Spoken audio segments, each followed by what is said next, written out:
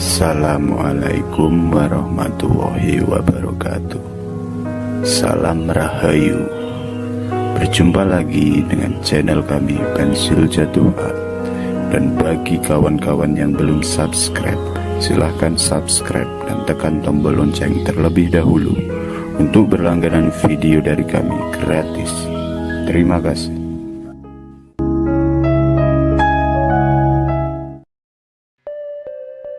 Pada kesempatan kali ini, saya akan bercerita mengenai asal-usul kota Blora.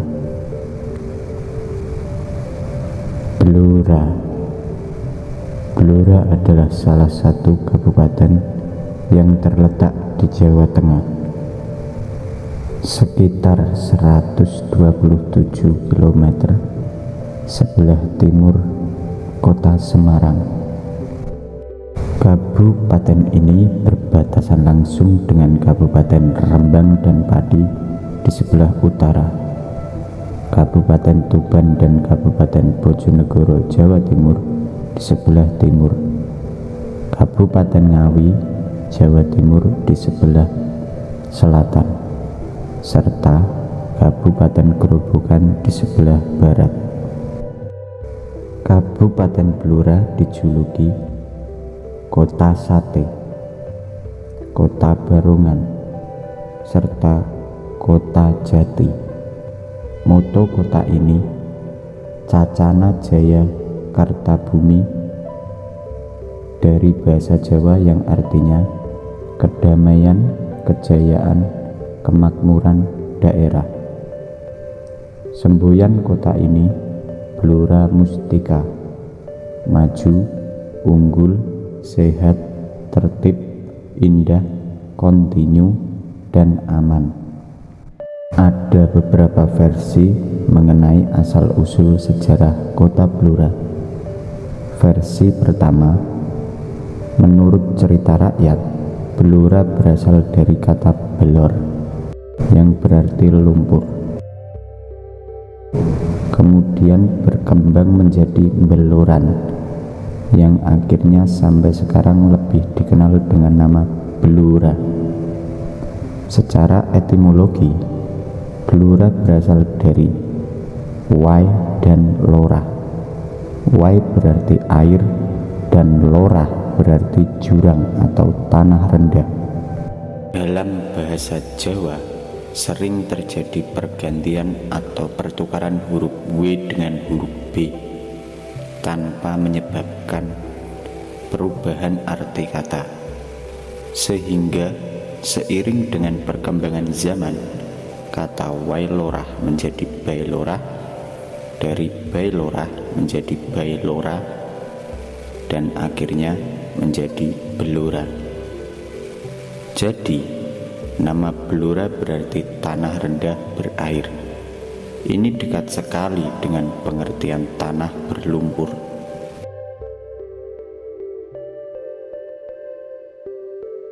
Blora era kerajaan.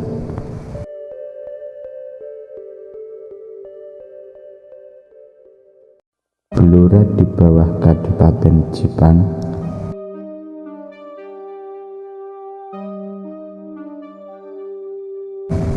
Blora di bawah pemerintahan Kadipaten Jipang pada abad 16.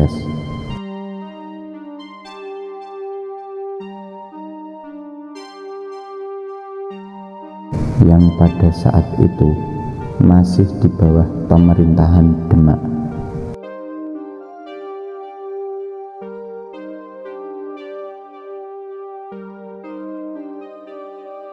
Adipati Jipang pada saat itu bernama Aryo Penangsang.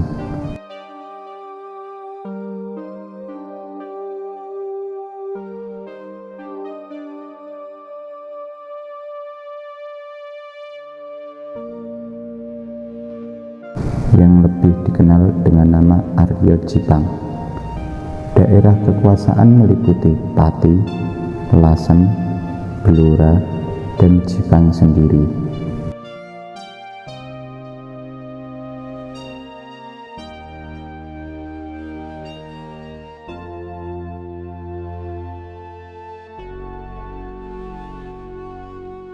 Akan tetapi, setelah Jakatingkir atau Hadiwijaya mewarisi tahta Demak, pusat pemerintahan dipindah ke Pajang.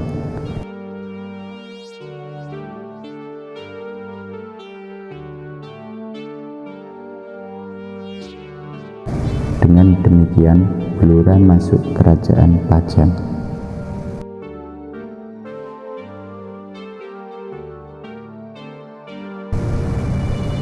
Blora di bawah kerajaan Mataram. Kerajaan Pajang tidak lama memerintah karena direbut oleh kerajaan Mataram yang berpusat di Kota Gede, Yogyakarta. Blora termasuk wilayah Mataram bagian timur atau daerah Bangwetan. Pada pemerintahan Pakubuwono I tahun 1704 sampai 1719, daerah Blora diberikan kepada putranya yang bernama Pangeran Blitar dan diberi gelar Adipati.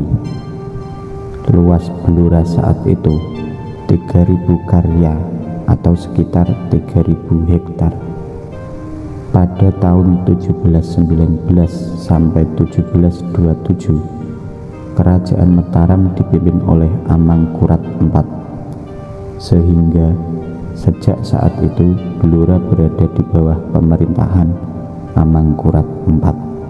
Selanjutnya, Blora di zaman Perang Mangkubumi tahun 1727 sampai 1755,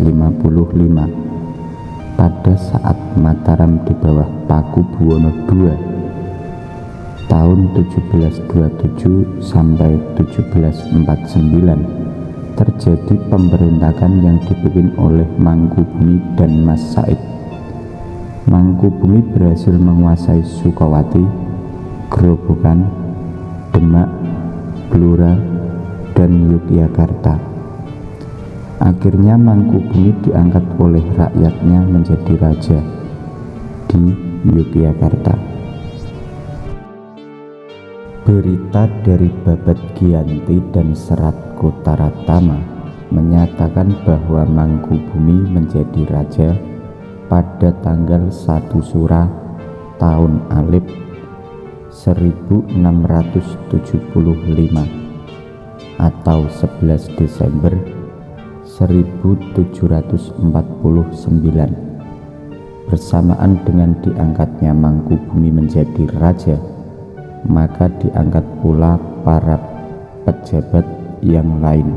Di antaranya adalah pemimpin prajurit Mangkubumen Wilatikta menjadi Bupati Blora. Blora di bawah Kasultanan. Perang Mangkubumi diakhiri dengan perjanjian Giyanti tahun 1755 yang terkenal dengan nama Palihan Nagari.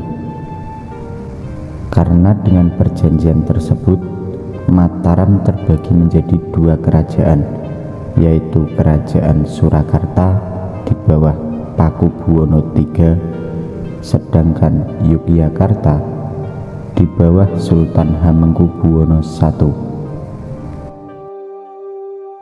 Di dalam Palihan Nagari itu, Blora menjadi wilayah Kasunanan sebagai bagian dari daerah Mancanegara Timur, Kasunanan Surakarta.